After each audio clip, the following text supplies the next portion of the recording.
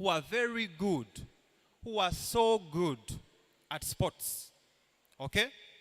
Then we have others who are so good at reading and speaking English. Are we together? The problem the problem here is that if someone is not so good at English, some of us think that maybe they will be failures. Not so. Yet they are good at something else. So you have to reflect, understand your strengths, weaknesses, and interests. If you are interested in baking, do you have people who are interested in baking? Yes. You have to know that maybe my calling is for me to be a baker. Some of us get pressure from our parents. You could be interested in baking, but the parent wants you to be a doctor. Have you ever faced that? So it is important for you to know your calling. So when I was young like you, I was always interested in sharing knowledge, which is teaching, basically in simple terms. But I didn't want to be a teacher. But then, from a young age, I knew I was called to be a what? A teacher. So after my secondary, I received a full scholarship from Bugema University to do education. But then, guess what? I turned down the scholarship. I said, no, I don't want to be a what? A teacher. So I went at Kampala University and I did a degree in industrial art and design. But towards the end of my first year, I was around 21. I was so broke. I was so miserable. And I received an offer from a certain institute to teach graphic designing. Are we together? Then I went and I started teaching. Remember, I tried to run away from my calling, but then the calling kept coming back to me. So I taught graphic designing. I was too good at teaching. After 1 year, at the age of 22, they made me the school head of the Department of Industrial Art and Design in that institute. And I was heading people who were even my parents. Then after that, of course, I went on and did all those things until when I started this company called Funland Club. So if you understand your calling right now, you won't waste a lot of time, okay? So I don't want people here to step away from the school, then you go get a degree in maybe accounts and stuff like that, only to find out that every day when you go to work, you feel miserable. You feel like you're wasting time. Are we together? So have you understood what understanding your calling is? So also, it has exploration. You have to explore new things. So in this setup, the school teaches us sciences. They teach you history, all those things. They are submitting you to different things so that you can explore different options. Okay? But on top of what the school gives you, be able to explore other things. Try to go do some sports. Try to go, maybe try doing some fashion and design. Try etc. Maybe your calling is out there and it is only waiting for you to come and try it. But number 3 says, we have to look at our passion, the things that you're interested in. Okay? Are we together? Now,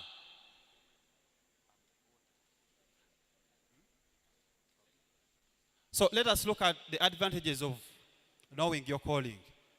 First, it gives you a clear purpose and direction.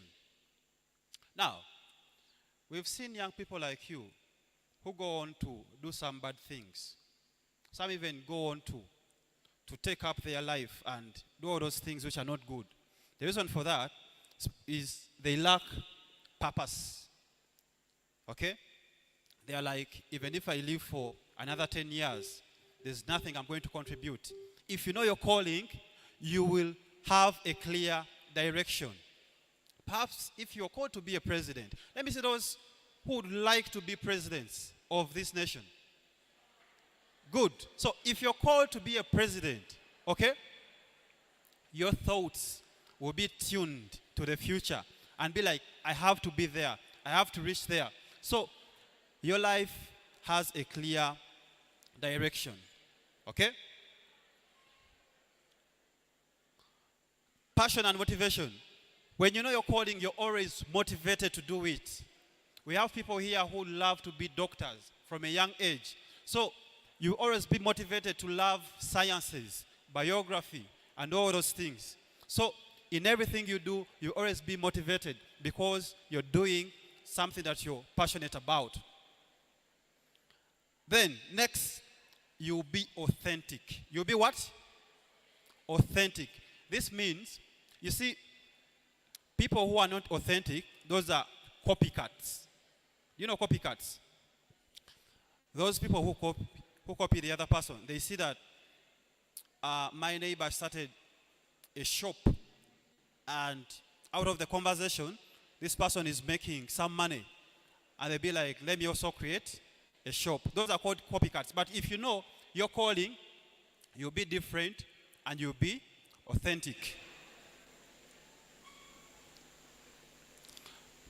So life will be meaningful if you understand your calling. Okay? Do it fast.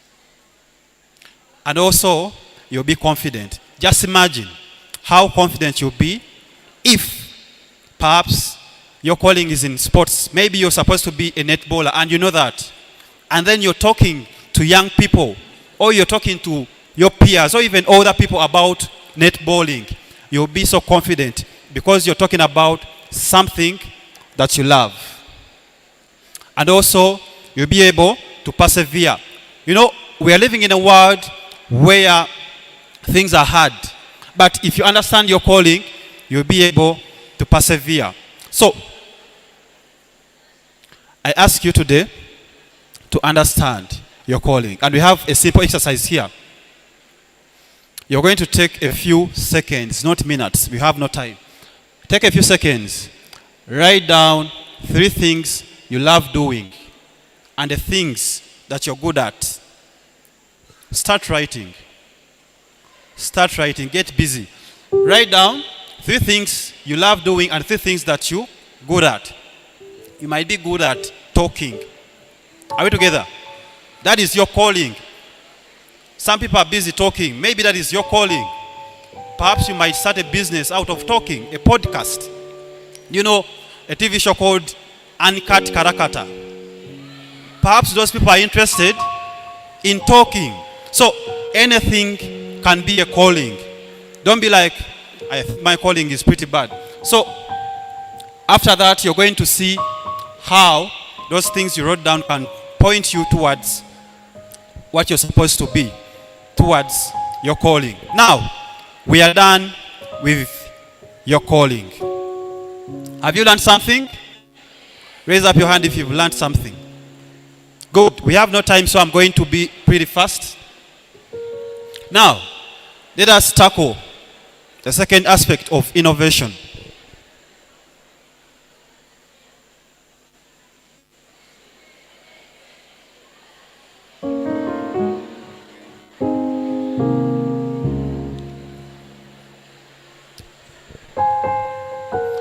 Okay.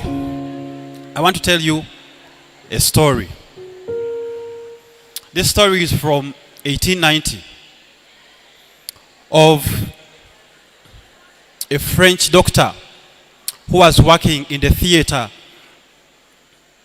He was working in the hospital where these ladies could give, maybe they could bring to life new creatures, maternity. So this doctor was always frustrated of the fact that 1 out of 5 babies could die. Okay? Just imagine every 5 women who give birth, 1 child dies. So, as he was frustrated, he took a walk and went in the zoo. So when he went in the zoo, he looked at all these animals, the leopards, the giraffes, and all those animals. Then he saw something. He saw an incubator for the first time. When this gentleman saw this incubator, he was like, so this incubator, it was for chicken, okay? So eggs and all those things were preserved and then temperature regulated and could bring about chicken alive. So he was like, what if we use this same technique to our babies? Because he found out that temperature regulation was the number one cause of all those deaths. So he had this idea and he said, what if we can replicate this idea and use it for human beings, for babies? So he went back, he got one of his friends who was a carpenter. They created a prototype. Do you know what a prototype is? Prototype is like a sample, okay? If I say I want to manufacture a car, they might tell me, please first show us a sample. So that is a prototype. Something that looks like a finished product. So they created their first prototype out of wood. But then they found out that this incubator, which was created out of wood, preserved babies by 50%. Okay? It preserved babies by 50%. So they were like, what if we can add more fashion, do something sophisticated? Maybe it could increase from 50 to 80, 90, etc. So the government of France funded them, and then they came up with a finished product. When it was tested, it regulated these deaths by 90%. Are we together? But the story continues. So in France, Paris, all hospitals had to have an incubator. And then in the USA, since it was working in France, they also said all hospitals have to have a what? An incubator for babies. So it was successful, but there was a problem. The problem was this incubator was so expensive. It was costing 40K USD. How much is that? How much is 40,000 US dollars? That is a lot, and this is in 1890s. So that would be around $400,000. Okay, so in these countries like USA, France, it was working. But then in other countries like Africa, hospitals couldn't afford this incubator. So one day, the World Health Organization donated 8 incubators to Indonesia. Okay? And then they were so excited because they could now preserve some of their babies. But after 4 years, all these incubators were not working. The number one reason as why they were not working is because these incubators were so sophisticated, so complicated, to one extent that local doctors, local technicians could not handle and maintain, just in case they broke down. So all 8 were not working. So a certain gentleman called Timothy came and observed. When he observed, he realized in Indonesia there was no electricity by then. There was nothing. There were no laptops, no computers, etc. But people had cars. Okay? People used to own cars. They could maintain, and just in case a car broke down, these people could fix their cars. So this gentleman was like, what if? Do you remember what if from the first French doctor? That what if we can create an incubator for babies? Also this gentleman was like, what if we create an incubator out of spare parts of the car? Because he realized these people could fix their cars. Okay? So what if we created an incubator out of body parts of a car. So he went forward and created a prototype. So with this prototype, guys, are we together? Are we together? So with this prototype, remember the incubator has two main components, the warmth and air regulation. So the car lights provided the warmth, okay? And then the dashboard fan filtered this air. So it was successful, and it also proved to work. So in these growing countries, they started having access to cheap and incubators that could be easily fixed. Now, back to our presentation. We are saying that innovation is all about creating new or improved ideas, products, services, processes that add value to the society. So you could be here and be like, how can I implement innovation? So when everybody is looking at this in this direction, start to ask yourself, what if? Are we together? All innovators that we've seen have this one question, what if? So if maybe your friend is saying, I want to be this and this and this and this, ask yourself, what if I could be different? What if I could do this in a different way? What if? What if? So in the other aspect, innovation is all about turning an idea into a solution that adds value from a customer's perspective. So we see that the local people from these growing countries, so customers should be able to find value in everything that you're doing.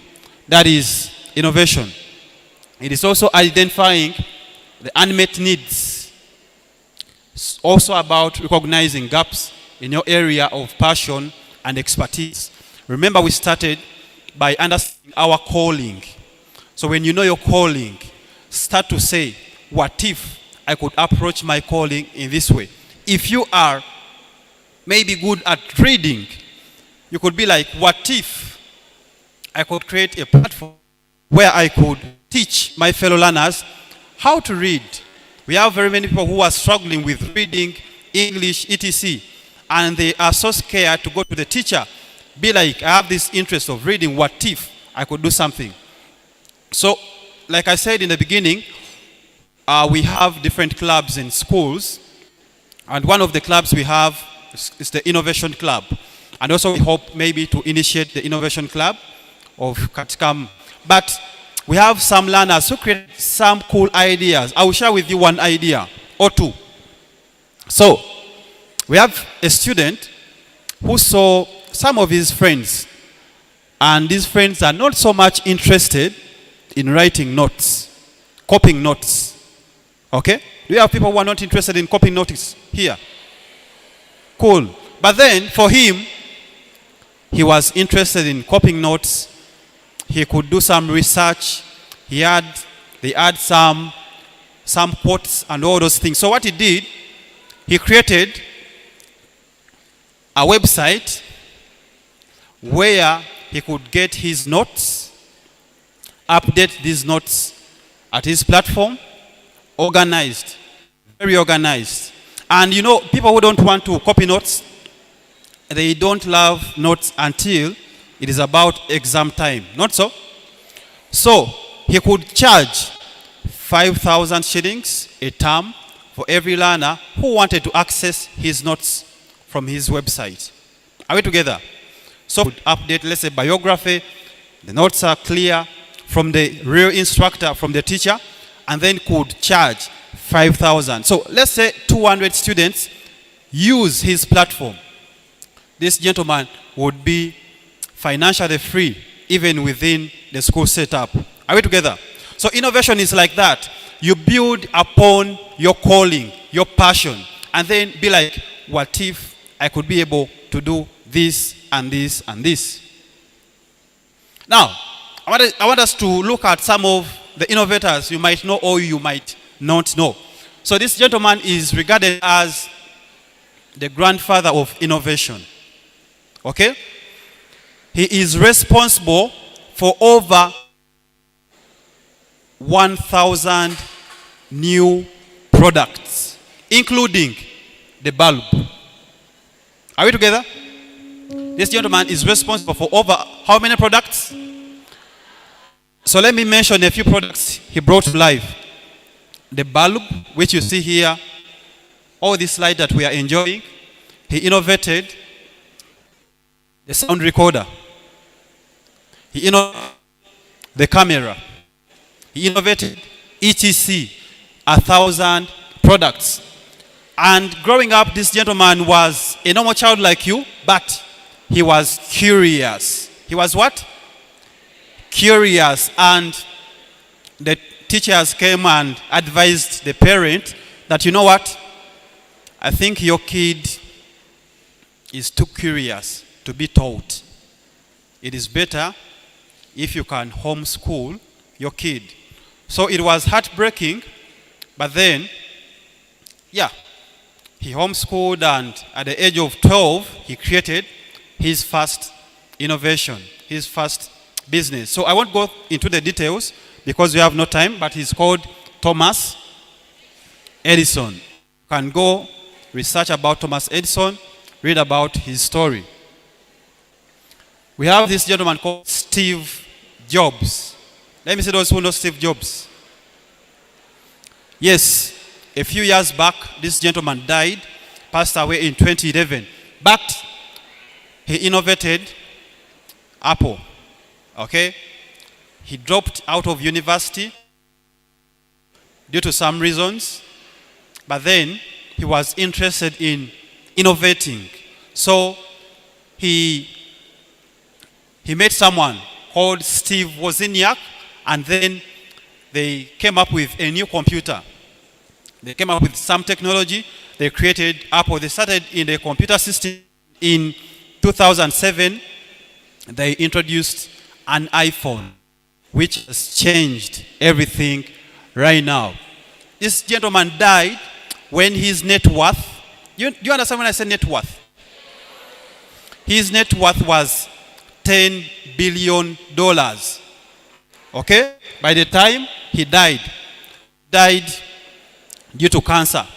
But he was young when he died. So, we see that innovation is not so hard. It's all about saying something and then ask yourself, you might say characteristics, but we are looking at traits of innovators. So, we are going to mention these traits. If you see that we are mentioning some of these things that you have, then just know that you're going to be a successful person. Remember, our title is Pathways to Success. The first is passion. All innovators and successful people focus on things that they are interested in. They don't focus on people they look at on social media. They focus on things that they are interested in doing. Yes. Yes, curiosity. All innovators are curious. If they introduce a new program, let's say they are going to teach you how to build a mobile app. You'll be like, I think this is not meant for me. But innovators are always curious. They are like, yes, I want to try this. Yes, how does this work? So, all innovators are curious. Okay, yes, they are open-minded. They are always ready to learn something new. Okay? All innovators are ready to learn something new. They are creative. In everyday work, innovators are creative. So if everybody is maybe doing something in a certain way, innovators will find a creative way to achieve their results. And also, innovators don't work alone. They collaborate. So they find people that they share some of these traits with, that they share the vision with, and they come together to do something. We talked about Steve Jobs. Steve Jobs was not so good in programming and coding, but he found a friend who was good at that, and they were able to do something great. And innovators are patient. You see, this journey of innovation takes years. Some of you might be interested and think by the end of the term you'll be super rich, okay? But it takes time. So innovators are patient. They trust the process. And that is because they do things they are called to do. Now, we are done with innovation. Let me first see if I have more time. Okay. Let us talk about goals. Let's talk about what? Goals. So we've talked about our calling. We've talked about innovation. Now let's talk about goals. Now, you see, there's a saying that says, if you don't know where you're going, any road can take you there. Are we together? If you don't know where you're going, if you don't know where you're going, someone will be like, please, can we go and play some soccer? You go. Then another person will be like, please, can we go to the canteen? You go. Before you reach the canteen, they will tell you, let us go for some conversations. You go. So it is important for you right now to have goals. Goals changed my personal life. Okay? So the process of starting this company called Fun Club, some few tips for goal setting. So these are specific desired outcomes or achievement that guide you towards your calling. Or soccer, we have goals. You play and play and play, but the main objective is to score. Are we together? Also, here we set goals and then we create. Now I'm trying to be fast to catch up with time. We have this formula called SMART. It is taught in entrepreneurship. I think also in economics, they teach us about SMART. Okay? Now, we are going to understand what SMART goals are. So, gentlemen, you're going to be a little bit faster. Okay? Be faster. First, our goals should be specific. Okay? You have to be so clear. When I was starting Funland Club, I was clear. I want to start a company that can. Some of you have goals that are vague. Do you know something that is vague? Something that is not clear. And you say, I want to have money. That is something that is not so clear. You could say, I want to have 20K by the end of this day. That is something that is very clear. M stands for measurable. You should be able to quantify your goal. That means you should be able to measure. Okay? If it is money, you could set a goal and be like 100K. So that when you achieve 60K, you know that there is still 40K to achieve. Okay? Should be achievable. Set something that is achievable. At this age, I don't expect you to say, I want to be a billionaire by next year. Are we together? That is something that is not achievable. Relevant. Your goal should align with your calling. Okay? Remember, we talked of ways. Your goal should align with your calling. Should be relevant, time-bound. Time-bound means you set a deadline. It could be like, by next year, by etc. So, when I used this technique of goals, it took me only 2 months because I was working with certain artist called Cindy. Do you know Cindy? I was working with that artist and I set goals. It took me 2 months to quit my job and then start a company. Okay? And then I was full-time in this company, and this company was making profits. And I used this technique of goals. So basically, you set the goal, you make a plan to lead you towards the goal, you get to work, you stick to working, and then you reach your goal. Simple as that. So I'm sharing a lot of information with you because I'm not sure if I'll see you again, some of you, but I want you to understand these things. Now, we are done with goals. Second last, time management. This is important. I think our teachers educate us about time management. Not so? A lot, and a lot. So I'll tell you what. Research, listen closely. Research has shown us that by the time a person dies, I'm talking of natural death, they have spent 10 years. How long? 10 years on things that add no value to their life. So it goes from a second to a minute of wasting time, to a day, to a week, month, up to 10 years. I don't want nobody here to make this research come true. So people waste a lot of their time. So time management is all about planning, controlling how much time is spent on various activities in order for you to achieve your goals. Are we together? You should be people who are good at time management.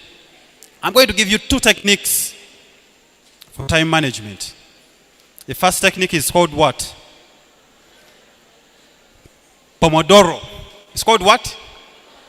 It's a technique where you work for 25 minutes without ceasing. If it is revising your books, you revise for how many minutes? 25 minutes. Then you rest for 5 minutes. And then you do it again. Are we together? Work tirelessly for 25 minutes, rest for 5 minutes. Now, the last example on time management is called what? Eat the frog.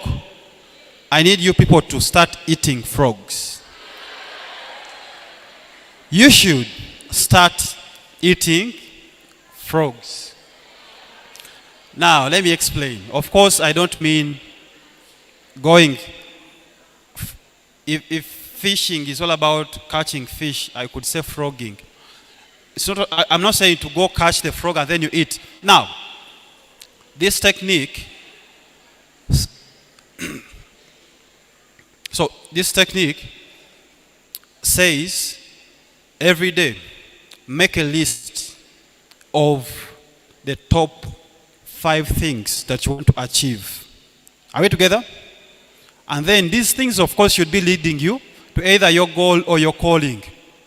And you can always make provisional goals. You could be like, I want to be the best in the history class by the end of the term. That is a goal. So of the 5 things that you've set, the frog is the most important item on your list. Are we together? Always people tend to procrastinate the most important items. Are we together? So eating your frog means start with that ugliest task. Something that is hard for you to do. Start with that. So if you eat a frog, research shows that you end up the day without hunger. Are we together? You'll be satisfied throughout the day. You might do 10 things, but when perhaps these things are not so important, but you might do only one task, and it is as important as not working for the rest of the day. So set the goals, manage your time by identifying the most important items. Proceeds. So let us look at the most common time thieves. Be fast. Yes, first list all of them. We shall talk one by one. Now, these are the most time thieves. First is procrastination. That is saying, I'll do this tomorrow. I'll revise at the end of the term. I will go to the fashion design DIT class next term. I will do ETC. Are we together? That thing keeps you stunted. Next is social media. I think someone came and talked about technology, right? I'm sure. But social media, research shows that the more you are on social media, the more your IQ is lowered like this. Are we together? If you are someone who could solve problems really fast, you start scratching your head just because your IQ has been lowered. Then we have distractions. Some of these distractions could be yourself with your brain, your thoughts, and others could be your friends, your environment, your etc. So you should avoid distractions. Then we have perfectionism. People who want to be perfect, okay? They spend a lot of time doing something just to be perfect. So that also steals our time. Then multitasking. Someone is talking while revising. At the end of the day, they've spent an entire prep doing nothing because they've not really understood what they've been reading. Also, the conversation was not meaningful. Are we together? So you should do one thing at a time. Allow me to stop here.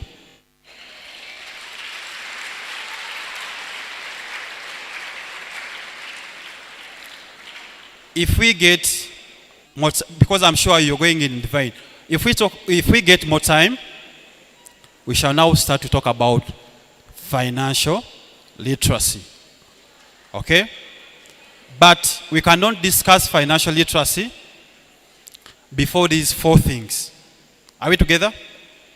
So I was talking to Madam Victor. We want to initiate an innovation club here. And if you are interested, talk to Madam Victor. If we get around 50 plus students who are interested, we are going to initiate the innovation club. And what we do in the innovation club, we learn innovation with the aim of you becoming rich. So we have students who have been able to create simple ideas and people are actually paying for them. And then they manage all of these things while still in school.